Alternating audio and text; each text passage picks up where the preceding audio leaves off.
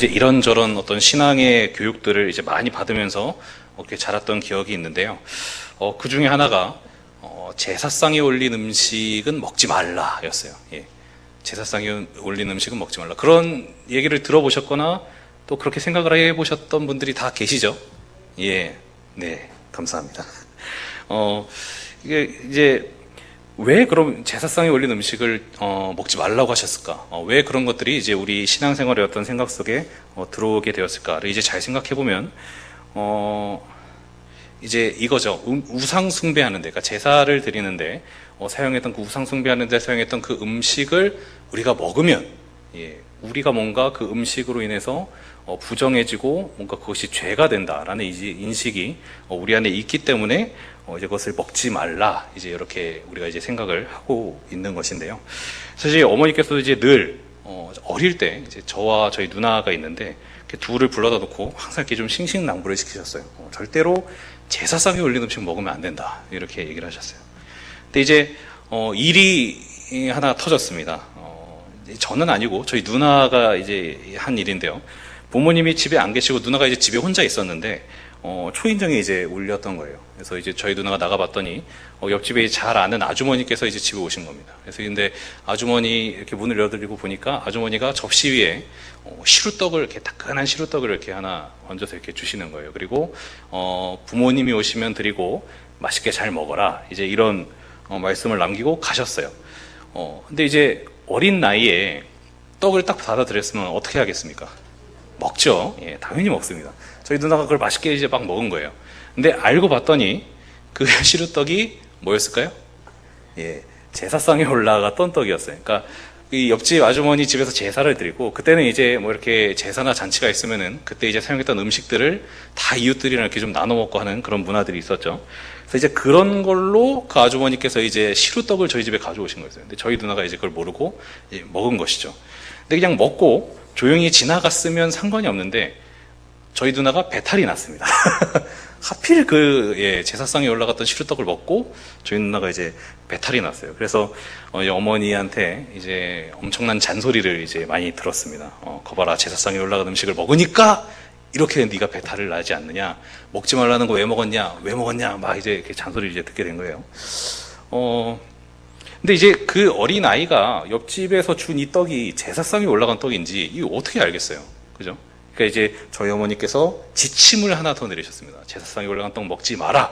거기에 이제 또 뭘 얹으셨냐면, 누가 뭘 주면은 절대로 먹지 말고 일단 어머니로부터 검증을 받은 후에 먹어라, 이제 이 지침까지 이제 하나가 더 추가가 되었어요.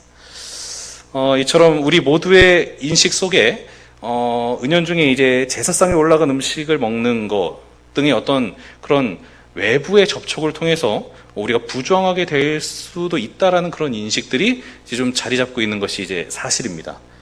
그럼 이런 인식들은 이제 왜 우리 안에 생기게 되는 것일까요? 우리 안에 이런 외부적인 것들, 그러니까 예를 들어서 아까 그 시루떡과 같은 어떤 그런 음식으로 의해 우리가 부정해질 수 있다라는 이런 인식들이 이제 왜 생기게 된 것인가? 그 이유를 보면은 사실 이런 내용이 이제 성경에 등장하기 때문에 그래요. 예, 성경 안에 이런 내용들이 들어 있습니다.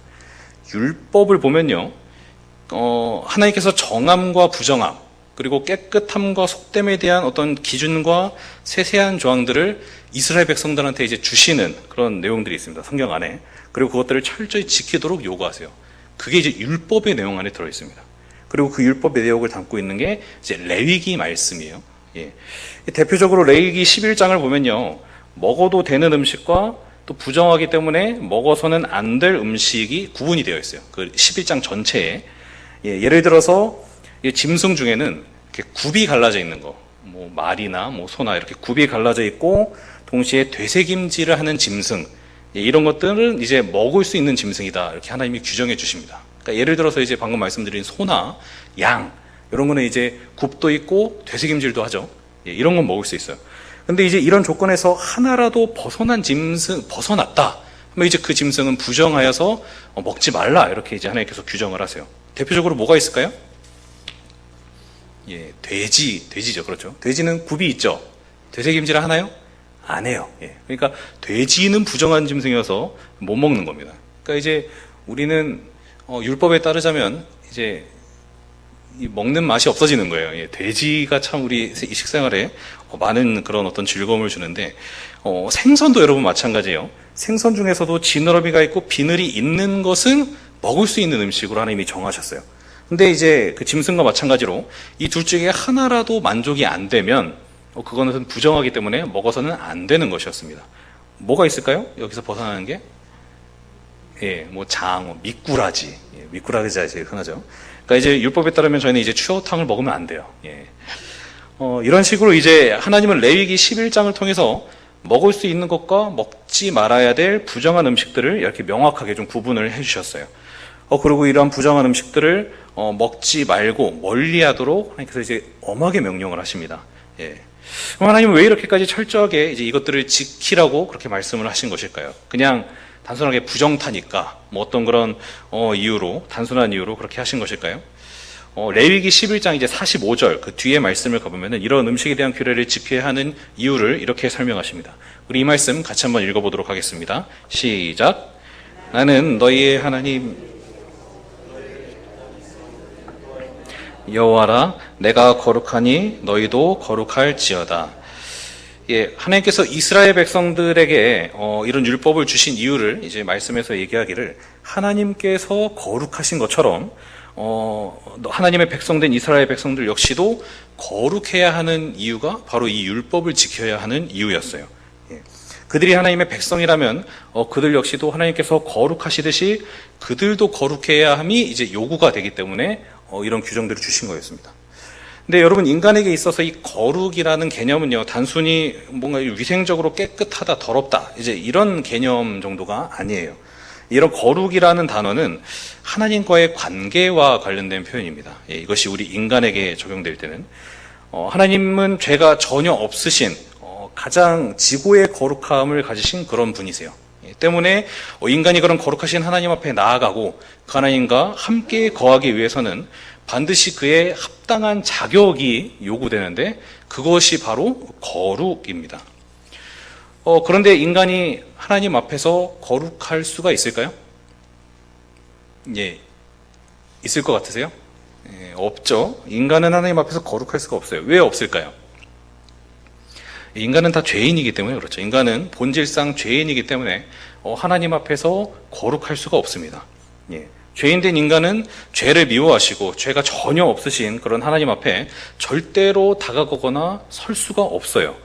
예, 성경을 보면 가끔 이제 죄가 있는 상태에서 하나님 앞에 섰다가 이제 하나님의 그 죄에 대한 진노하심으로 인해서 죽임을 당하는 사람들의 이야기가 이제 종종 등장하는데요. 그래서 사실 죄인된 인간은 하나님의 백성이 될 수도 없고 또 하나님과 함께 할 수도 없고 또 하나님 앞에 나갈 수도 없는 그런 존재입니다. 그런데 이제 하나님께서 긍휼을 베풀어 주셔서 이스라엘 백성들을 주권적으로 선택하시고 그들을 하나님의 백성으로 삼아 주시죠. 예. 근데 인간이 하나님 앞에 나아가고 하나님의 백성으로서 하나님과 함께하기 위해서는 아까 뭐가 요구된다고 했죠? 거룩이 요구된다고 했죠. 예. 하나님께서 이스라엘 백성들을 은혜로 선택을 하셨는데 문제는 그들이 하나님의 백성이 되기 위해서는 거룩해야 한다는 거예요. 거룩이라는 조건이 충족이 돼야 된다는 거예요. 근데 문제는 이스라엘 백성들은 죄인된 인간으로서 거룩하지 못했기 때문에 이들에게는 거룩을 위한 어떤 특별한 수단들이 이제 필요했어요. 어떤 거룩해지기 위한 어떤 수단들을 통해 거룩해져야만 이들이 하나님의 백성으로서 하나님과 함께 할 수가 있었던 것이죠. 그래서 하나님께서는 율법을 통해 그 수단들을 이스라엘 백성들에게 가르쳐 주셨는데 그것이 이제 레위기 말씀의 핵심입니다. 예. 그래서 레위기를 보면요, 거룩을 위한 수단으로서 하나님께서 우리에게 크게 두 가지 수단을 주세요. 하나는 제사 규례고요. 예, 제사. 또 하나는 우리가 방금 살펴본 그런 음식 규례가 포함되어 있는 정결 규례, 이 두 가지를 주십니다. 제사와 정결 규례를 주세요. 먼저 제사 제도는 죄로 인해 부정해진 자기 자신의 죄를 해결함으로써 하나님 앞에 거룩하다 여김을 받게 하는 어떤 수단으로 하나님께서 우리에게 주신 것이었어요. 그래서 이스라엘 백성들은 자신의 죄를 대신할 대속 제물을 하나님 앞에 드림을 통해 자신의 죄의 문제를 해결받고 하나님 앞에 거룩하다 그렇게 여김을 받을 수 있게 되었습니다. 물론 이러한 제사가 이스라엘 백성들의 죄를 완전하게 다 해결해 줄 수는 없었어요.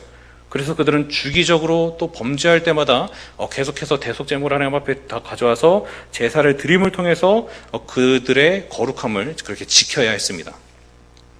뿐만 아니라 이스라엘 백성들은 외부로부터 주어지는 부정함을 멀리함으로 또 이제 자신의 거룩함을 지켜야 했어요. 나의 죄의 문제를 이렇게 해결하기 위해 제사를 드렸던 것처럼 이제 외부로부터 주어지는 부정함을 멀리함으로 자신의 거룩함을 지켜야 할 필요가 있었습니다. 그래서 하나님이 그들에게 주신 것이 바로 이 정결규례예요. 정결규례는 외부로부터 주어지는 부정함으로부터 자신을 지키도록 주어진 그런 규례인데, 그래서 이 정결규례를 보면은 무엇이 부정한 것인가에 대한 어떤 기준과 세세한 조항들이 이제 구체적으로 나열이 많이 되어 있습니다. 이제 제가 방금 말씀드린 이 레위기 11장에 있는 음식규례도 이제 그래요. 또 정결규례는 이제 음식뿐만 아니라 그 외에도 외부로부터 부정하게 될 만한 그런 어떤 구체적인 조항들이 이제 굉장히 많이 기록되어 있어요. 그래서 이제 유대인들은 하나님께서 명령하신 이러한 규례들을 철저히 지키며 살아왔습니다. 죄를 짓고 또 주기적으로 어떤 하나님 앞에 제사를 드리는 행위, 그리고 부정한 것으로부터 자신을 지키기 위한 어떤 그런 정결 규례를 지키는 행위를 아주 열심히 철저하게 그렇게 지켜갔어요. 그리고 이러한 정결 규례는 이제 시간이 갈수록 범위가 점차 좀 넓어집니다. 그래서 그들은 율법에 명시되어 있지 않은 것들 중에서도 자신들을 부정하게 할 만한 것들이라고 여겨지는 것도 이제 철저하게 좀 이렇게 멀리하고 좀 구분하는 그런 일들이 생겼어요. 그러니까 이처럼 율법을 이제 잘 해석해서 그런 세부 조항들을 이렇게 더 뭔가 구체적으로 나열하는 것을 이제 우리가 장로들의 전통이다 이제 이렇게 얘기하죠. 신약 성경에서 아마 들어보셨을 텐데, 이렇게 율법에는 없지만 그 율법들을 해석해서 그것들을 좀 더 이렇게 구체적으로 더 범위를 넓혀서 이렇게 세세하게 그것들을 적용한 것이 이제 장로들의 전통이에요. 대표적으로 그들은 이방인들을 부정하다고 여겼어요. 이방인들. 그들은 이방인들을 가리켜서 율법 없는 자들, 또 할례 받지 못한 자들, 또 하나님께 버림받은 죄인들이라고 부르면서 그들을 부정하게 여기고 그들을 가까이 하지 않았습니다. 왜냐하면 그들을 부정한 자로 여겼고, 또 그들을 부정한 자로 실제로 여겼고, 또 그들로 인해 자신들이 부정하게 될 것이라는 것을 이제 걱정하기 때문에 이제 그렇게 했던 것이죠. 이러한 인식은 이제 모든 유대인들이 다 가지고 있었어요. 모든 유대인들이 그렇게 이방인들을 부정하다라는 그런 생각을 가지고 있었고요. 이러한 생각은 베드로를 포함한 사실 사도들도 똑같이 가지고 있었습니다. 왜냐하면 그들도 유대인들이기 때문에 그래요. 오늘 본문 말씀을 보면요. 오늘 본문 말씀이 포함된 이 사도행전 10장과 11장에 나오는 이런 사건은 하나님께서 이제 이방인 구원 사역을 본격적으로 시작하기에 앞서 하나님이 행하신 어떤 일종의 준비 작업이라고 할 수 있어요. 이제 하나님께서 이방인들을 전도하는 사역을 할 건데 그걸 하려면 반드시 뭔가 하나 해결해야 되실 게 있어서 그래서 준비하는 그런 준비 작업이라고 할 수 있습니다. 이제 하나님께서 그럼 무슨 작업을 하셨나? 무엇을 준비하셨냐? 바로 정결규례에 따라 이방인들을 부정하게 여기고 그들을 가까이 하지 않는 그런 유대인들의 인식을 바꾸는 작업이 이제 오늘 본문에 나오는 이거 포함한 10장 11절에 나오는 내용들이에요. 그럼 오늘 본문에 보면은 고넬료라는 사람이 나옵니다. 그는 하나님을 경외하는 자였다 이렇게 표현해요. 오늘 본문 1절 2절은 이렇게 얘기합니다. 가이사랴에 고넬료라는 사람이 있으니 이달리아 부대라 하는 군대의 백부장이라. 그가 경건하여 온 지방과 더불어 하나님을 경외하며 백성을 많이 구제하고 하나님께 항상 기도하더니. 근데 이제 가이사랴라는 지방에 주당하고 있던 로마 군대의 백부장이었어요. 그러니까 이방인이었죠. 근데 이방인임에도 불구하고 그는 하나님을 경외하는 사람이었으며 구제와 기도에도 늘 힘쓰는 아주 그런 경건한 사람이었다라고 이제 성경에서 묘사하고 있습니다. 그러나 아직 예수 그리스도에 대해서는 이 고넬료가 알지를 못했어요. 그래서 이 구원의 새 시대에는 아직 이렇게 포함되지 못한 그런 사람이었습니다.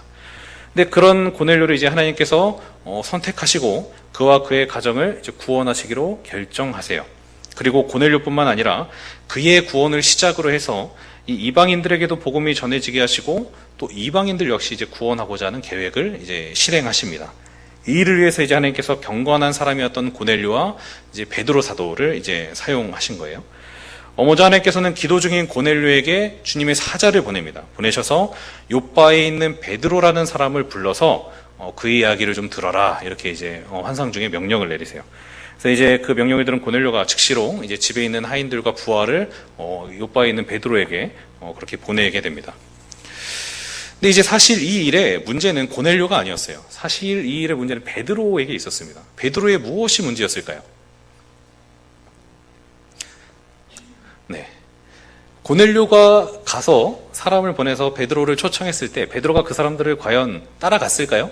그냥 만약에 유대인으로서의 배경을 가지고 있었다면 안 따라갔겠죠. 왜요? 이방인들은 부정한 자들이니까요. 따라갈 리가 없었습니다. 그리고 이제 그 고넬료라는 이방인들 그 사이에 껴서 그들과 함께 앉아서 그들에게 복음을 전한다? 사실 그냥 유대적 배경을 가지고 있는 이 베드로 개인의 어떤 인식만으로는 사실 이건 불가능한 일이었습니다. 그래서 하나님께서는 아주 특별한 방식으로 이러한 베드로의 인식을 이제 바꿔주시고 그것을 계기로 모든 교회 성도들의 인식을 바꾸고자 그렇게 하셨어요. 먼저 하나님께서는 고넬료에게 하셨던 것과 마찬가지로 이제 기도하는 그런 베드로에게 나타나세요. 그래서 오늘 보면 10절, 11절 이렇게 얘기합니다.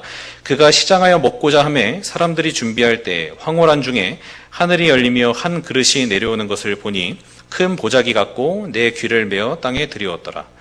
당시 베드로는 이제 기도를 하고 있었습니다. 기도를 하고 있었는데 그때 시간이 정오에 가까운 시간이었어요. 그러니까 배가 고프겠죠. 점심 먹을 때니까. 근데 이제 그때 마침 하나님께서 이제 환상 중에 하늘에서 그릇 하나를 내려보내 주세요. 그러니까 배가 고팠던 베드로는 뭔가 좀 기대했겠죠. 그릇, 저 음식이 뭔가 담겨 있겠다 하고 이제 기다리고 있는데 그릇이 딱 내려오니까 그 안에 뭐가 담겨 있어요?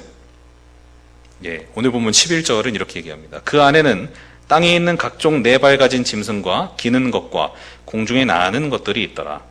그러니까 하늘에서 내려온 그릇을 보니까 짐승들, 네 발 달린 짐승들, 그리고 기는 것들, 그리고 하늘을 나는 새들, 이런 것들이 이제 들어있다고 하는데, 이거는 사실 이제 모든 종류의 동물들을 다 얘기하는 거예요. 그러니까 모든 종류의 동물들이 그 그릇 안에 이제 다 담겨 있었어요. 그럼 베드로가 그 그릇을 보고, 잘 먹겠습니다 하고 먹었을까요? 안 먹었습니다. 왜 안 먹었을까요? 그 안에는, 물론 먹을 수 있는 것도 있긴 했겠지만, 부정한 것들이 섞여 있었던 거예요. 그러니까 모든 것들이 다 들어 있었으니까요. 그러니까 정한 것, 부정한 것들이 다 이제 섞여 있으니까 사실상 유대인인 베드로는 먹을 수 없는 것들이 지금 들어 있었던 거예요. 율법상. 근데 이제 하나님께서 베드로에게 뭐라고 명령하시죠? 13절을 보면 이렇습니다. 또 소리가 있으되 베드로야 일어나 잡아먹으라 하거늘 이렇게 얘기하세요. 잡아먹어라, 먹어라 이거죠. 그러니까 이미 베드로는 이렇게 그것이 율법에서 어긋나는 것이기 때문에 안 먹기로 마음을 먹고 있는데 하나님께서 그걸 지금 먹으라고 명령을 하신 거예요. 그러니까 베드로는 굉장히 좀 자기 길을 의심했을 거예요. 왜냐하면 하나님 자신께서 먹지 말라고 하신 것들이 지금 잔뜩 들어있는데 그걸 지금 누가 먹으라는 거예요? 하나님께서 지금 먹으라고 말씀을 하시는 거예요. 그래서 베드로는 결국에는 이 하나님의 명령을 거절하죠. 그래서 오늘 보면 14절을 보면 베드로가 이렇게 얘기합니다. 베드로가 이르되 주여 그럴 수 없나이다. 속되고 깨끗하지 아니한 것을 내가 결코 먹지 아니하였나이다 한데 무슨 말이에요? 하나님 저는 율법에 따라 부정한 음식은 한 번도 먹어본 적이 없습니다. 지금도 그렇게 할 겁니다. 못 먹겠습니다. 이렇게 얘기를 하는 거죠. 근데 만약에 하나님께서 단지 베드로를 시험하시기 위해서 그러니까 부정한 걸 착 깔아놓고 얘가 먹나 안 먹나 뭐 시험해보자 해서 그냥 그걸 시험해보고자 그렇게 하신 것이라면 베드로가 이렇게 말했을 때 하나님은 베드로를 칭찬했을 거예요. 그렇죠? 근데 하나님께서 베드로를 칭찬하지 않고 뭐라고 하시냐면 15절 말씀은 이렇게 얘기합니다. 우리 이 말씀을 같이 한번 읽어보도록 하겠습니다. 시작. 또 두 번째 소리가 있으되 하나님께서 깨끗하게 하신 것을 내가 속되다 하지 말라 하더라. 깜짝 놀랐을 거예요, 베드로가. 왜 그랬을까요? 분명히 하나님이 율법으로는 부정하니 먹지 말라고 금지하셨던 그것들이 이제는 하나님께서 지금 뭐라고 말씀하세요? 어떻게 되었다고요? 하나님으로 말미암아 깨끗하게 되었다. 그러니까 깨끗하게 되었다. 그러니까 지금 뭐냐면은 정결규례, 하나님께서 정하신 정결규례가 뒤집어진 거예요. 부정하니 먹지 말라고 했던 것이 이제 내가 깨끗하게 했으니 먹어라 이렇게 지금 된 것이죠. 도대체 이게 무슨 일이 있었길래 그냥 갑자기 하나님이 마음이 바뀌시는 것일까? 그건 아닐 텐데 무슨 일이 있었길래 하나님께서 주신 율법의 내용이 이렇게 뒤집힌 것일까요? 근데 이제 정확히 말하자면 이거는 율법이 뒤집힌 것이 아니라 하나님이 주신 율법이 성취된 것이다라고 할 수 있어요. 율법이 성취되었기 때문에 더 이상 이 율법은 지켜지지 않아도 된다. 성취되었다, 완성되었다, 끝났다, 이렇게 얘기할 수 있죠. 바로 예수 그리스도를 통해 이 율법이 성취가 되었습니다. 사실 하나님께서 세상을 처음 창조하실 때는요, 이 세상 안에 부정한 것이 단 하나도 없었어요. 부정한 것이 없었습니다. 태초에는 모든 것이 하나님의 선하신 의도대로 창조되었기 때문에 모든 것이 다 완전한 상태였어요. 그래서 하나님께서는 세상을 다 창조하신 후에 이렇게 얘기하십니다. 하나님이 지으신 모든 것을 보시니 보시기에 심히 좋았더라, 이렇게 말씀하시죠. 이 말씀은 하나님께서 지으신 피조세계가 참 보기에 아름다웠다라는 의미도 물론 있지만 그것보다도 하나님께서 창조하신 모든 것이 그분의 의도대로 창조되었기 때문에 선하다라는 이제 의미를 가지고 있어요. 그러니까 하나님께서 창조하신 세상은 본래 선한 것, 정결한 것이었다라는 것이죠. 근데 인간이 타락함으로 인해서 이 세상에 죄가 들어오고 말았어요. 그렇죠? 인간이 타락하면서 인간이 범죄하였고 이 세상에 죄가 들어오게 되었습니다. 그리고 세상에 들어온 죄는 곧 그 파괴적인 영향들을 세상에 이제 뿜어내기 시작했는데, 인간뿐만 아니라 이 우리가 살고 있는 하나님이 창조하신 이 창조세계, 피조세계에도 그 영향을 미치기 시작했어요. 그래서 하나님께서는 에덴 동산에서 이제 타락한 아담을 저주하실 때 아담뿐만 아니라 뭐라고 얘기하시냐면 땅도 너로 말미암아 저주를 받았다, 이렇게 말씀을 하세요. 그러니까 이런 죄의 영향으로 인해 하나님께서 창조하신 이 피조세계 안에 부정한 것들이 이제 생기게 된 것입니다. 인간의 죄로 인해서, 타락으로 인해서. 그리고 그러한 부정한 것들은 하나님의 백성들의 거룩을 방해하기도 하고 또 훼손하기도 하였어요. 때문에 하나님께서는 이 정결 규례를 통해서 이런 부정한 것들을 이제 멀리하도록 그렇게 명령을 하신 것입니다. 물론 이제 무엇은 정하고 무엇은 부정하고 이 기준들을 우리가 그냥 우리 생각으로는 이해하기가 좀 쉽지 않아요. 그렇죠? 아니 왜 되새김질 안 하는 건 못 먹나? 왜 그런 기준이 있지? 사실 여러 가지 의견들이 있는데 저희가 그걸 완전하게 얘기할 수는 없습니다. 근데 분명한 건 이래요. 우리의 죄로 말미암아 이 피조 세계도 그런 죄의 영향을 받았고 그 안에 부정한 것이 생겼다라는 것은 이제 분명한 사실입니다. 그리고 그것들은 또한 우리를 부정하게 할 수 있다라는 것도 이제 사실이죠. 근데 예수님께서 이 땅에 오심을 통해서 이 땅의 부정한 것들이 예수님으로 말미암아 깨끗해지는 사건이 이제 일어났어요. 예. 먼저 이제 본질상 죄인이었던 인간이 예수 그리스도로 말미암아 의롭다 여김을 받는 칭의의 역사가 이제 일어나게 됩니다. 죄로 인해 하나님께 도저히 받아들여질 수 없는 우리 인간이 예수님으로 말미암아서 죄 없다 여김을 받고요, 의롭다 여김을 받는 일이 일어난 거예요. 그러니까 죄로 인해 부정했던 우리가 예수 그리스도로 말미암아 정하게 된 것이죠. 과거의 제사는 불완전해서 우리가 거룩해지기 위해서는 주기적으로, 그리고 이제 죄를 지을 때마다 짐승의 제사를 하나님께 드려야 했어요. 하지만 예수님께서는 스스로가 완전한 제물이 되시는, 완전한 제물, 그러니까 짐승 같은 그런 제물이 아니라 완전한 제물이 되시는 그런 완전한 제사를 하나님께 드리심을 통해서 우리의 모든 죄를 다 깨끗하게 하시고 우리를 정결하게 하셨습니다. 즉 율법의 제사 제도가 이제 우리 제사 드리나요, 여러분? 안 드리죠. 왜 안 드릴까요? 더 이상의 제사가 필요 없기 때문에 그래요. 이 제사 제도가 예수 그리스도로 말미암아 성취가 된 겁니다. 예. 그러니까 예수님의 완전한 제사로 인해 우리에겐 더 이상 제사가 필요 없게 된 거예요. 근데 여러분 보세요. 정결케 된 것은 비단 우리 신자들만 정결케 되었나? 그렇지 않습니다. 인간의 죄로 인해 부정하게 되었던 이 피조 세계도요, 예수 그리스도로 말미암아 정함을 입게 되었어요. 그래서 에베소서 1장 22절 23절 말씀을 제가 읽겠습니다. 또 만물을 그의 발 아래 복종하게 하시고 그를 만물 위에 교회의 머리로 삼으셨느니라. 교회는 그의 몸이니 만물 안에서 만물을 충만하게 하시는 이의 충만함이니라. 그러니까 말씀을 보면요, 예수님께서는 이 땅에 오셔서 그냥 교회의 머리만 되신 것이 아니라 모든 만물의 주가 되셨다라고 표현하고 있어요. 그러니까 과거 인간의 타락으로 인해서 이 세상에 지배적인 영향을 미쳤던 이 죄가 이 만물을 여전히 붙들고 있는 것이 아니라 예수님께서 이 땅에 오심을 통해 그런 모든 영향력들이 물러가고 예수님의 통치가 이제 이 땅에 적용이 되기 시작한 거예요. 그리고 예수님은 만물의 주인으로서 이 만물을 새롭게 하셨습니다. 그러니까 이로써 세상의 부정함은 예수님으로 말미암아 정하다 여김을 이제 받게 된 것이죠. 물론 완전하게 정해진 것은 아니에요.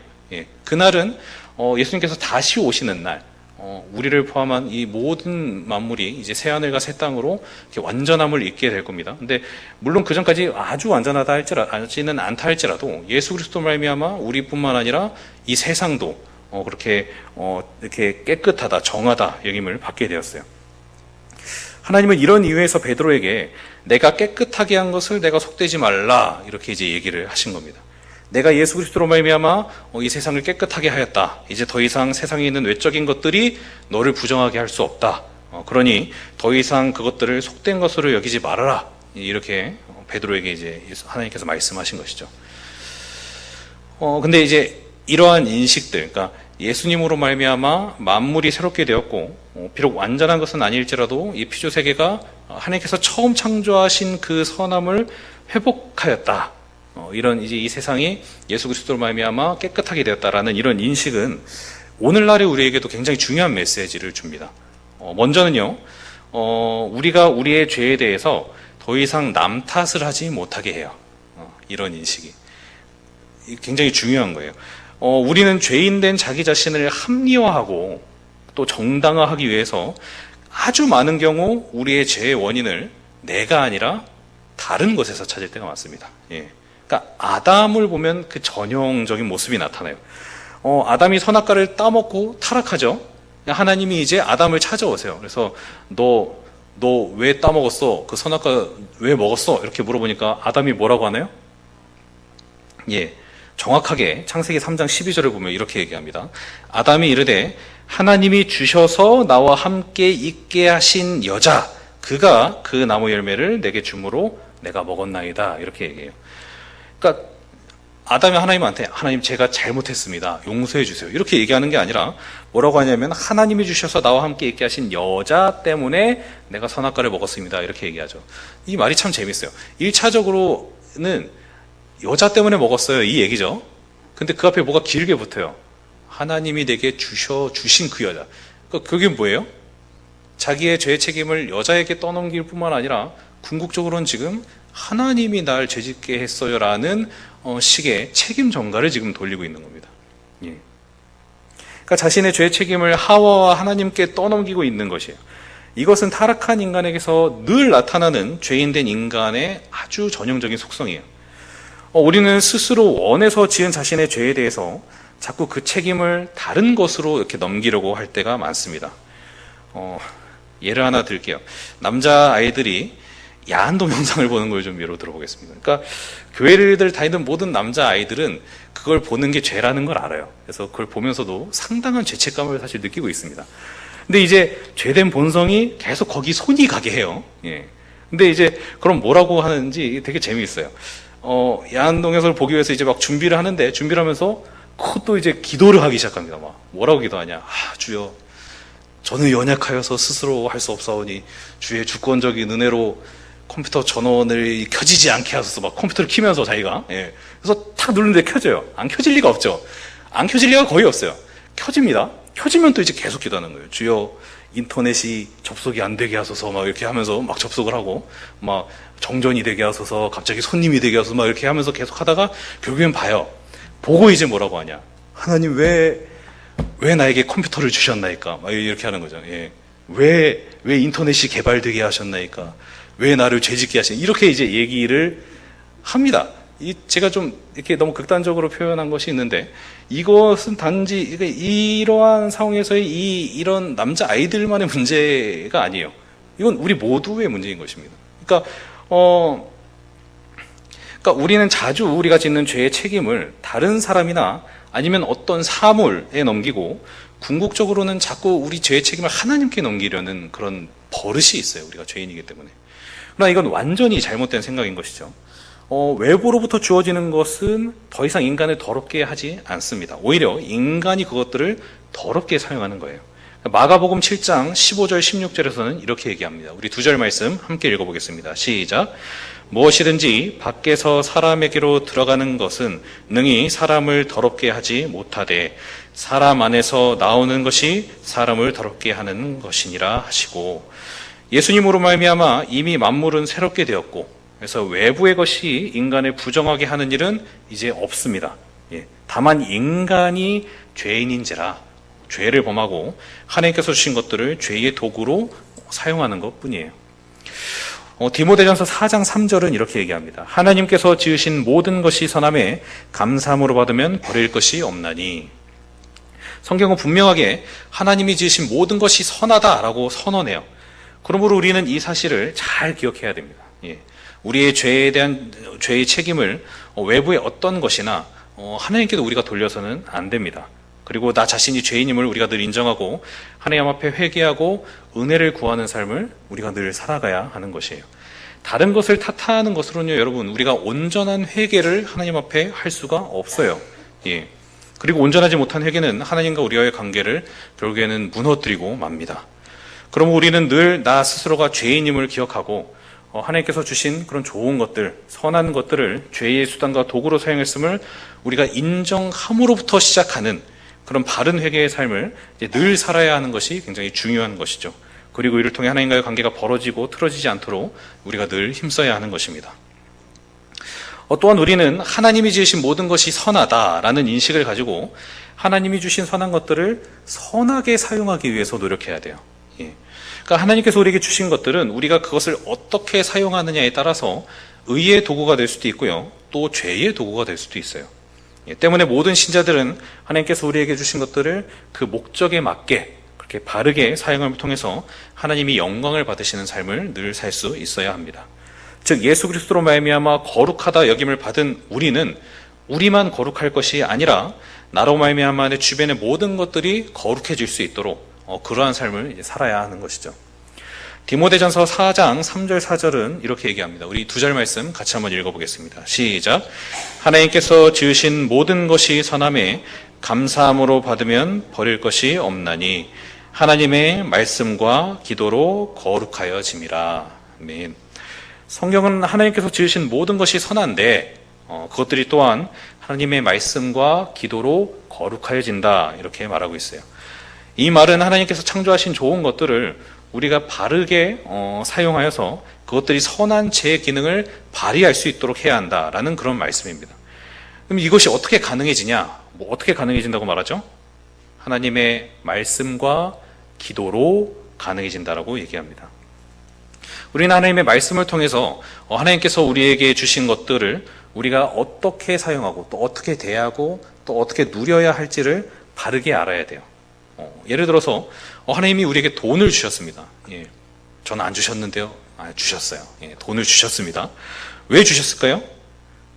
고린도전서 말씀을 보면요, 균등하게 하기 위해 주셨다라는 표현이 있어요. 균등하게 하기 위해. 이게 뭐냐면은 그러니까 더 가진 자가 부족한 자를 덮고 부족한 자는 또 더 부족한 자를 돕게 하시기 위해서 주셨다라는 거예요.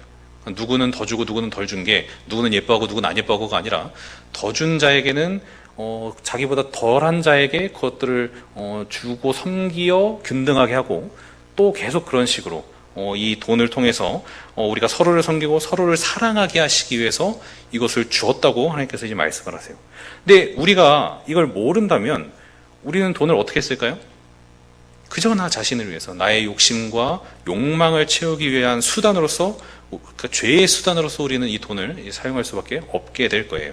그렇기 때문에 우리는 하나님께서 우리에게 이것들을 주신 이유가 무엇인가, 그 목적과 그 의도가 무엇인가를 성경을 통해서 바로 알고 그 목적대로 우리가 이것들을 사용할 수 있도록 노력을 해야 돼요. 그런데 과연 이런 바른 사용법을 아는 것만으로 다 되는가? 우리가 모르지 않죠. 모르지 않은데 잘 안 됩니다.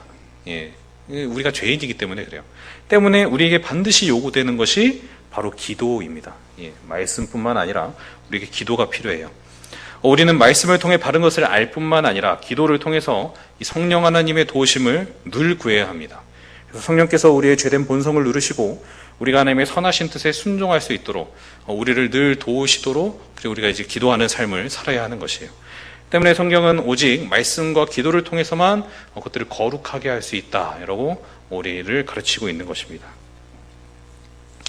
바라기는 우리 모두가 하나님께서 창조하신 모든 것이 선하고 또 예수 그리스도로 말미암아 모든 만물이 깨끗게 되었다는 그런 인식을 가지고 늘 살아갈 수 있는 우리 모두가 될 수 있기를 간절히 바랍니다.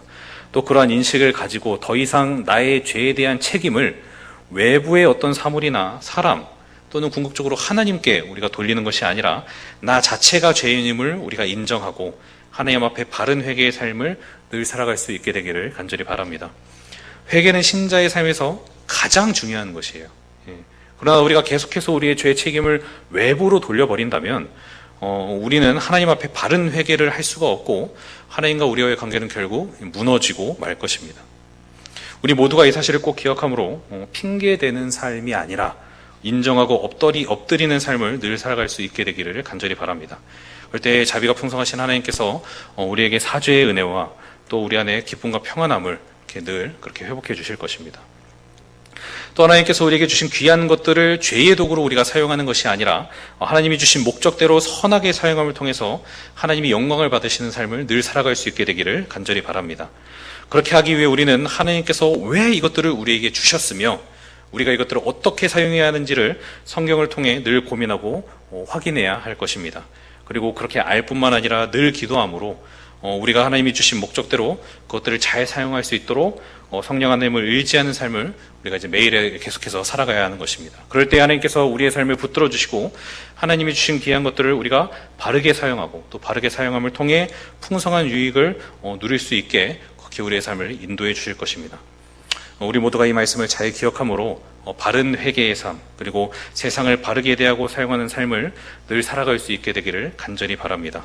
우리가 그렇게 살아갈 때 하나님께서 날마다 풍성한 은혜와 또 누림을 우리에게 허락해 주실 것입니다. 이런 은혜가 우리의 매일의 삶 속에 늘 풍성하기를 그렇게 간절히 바랍니다. 같이 기도하겠습니다. 사랑하는 주님 감사합니다. 주께서 우리의 삶의 주인이 되시고 아버지가 되시고 그래서 늘 우리에게 가장 좋은 것으로 풍성하게 우리에게 공급하시고 또 우리를 채워주시니 하나님의 은혜에 감사를 드립니다. 하나님 그렇게 하나님께서는 늘 우리에게 좋은 것을 주셨는데 하나님 우리는 그 좋은 것을 가지고 우리의 욕망을 따라 또 우리의 죄의 소욕을 따라 그렇게 죄의 도구로 우리가 사용하며 살지는 않았는지요.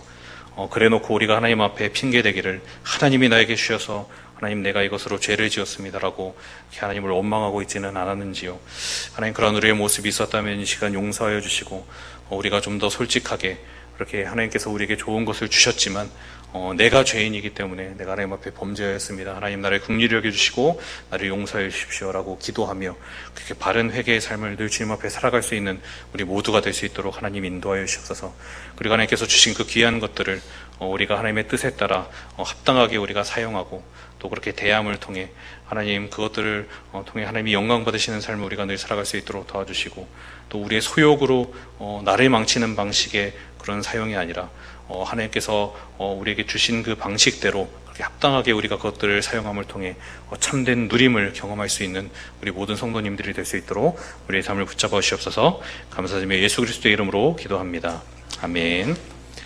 찬송가 420장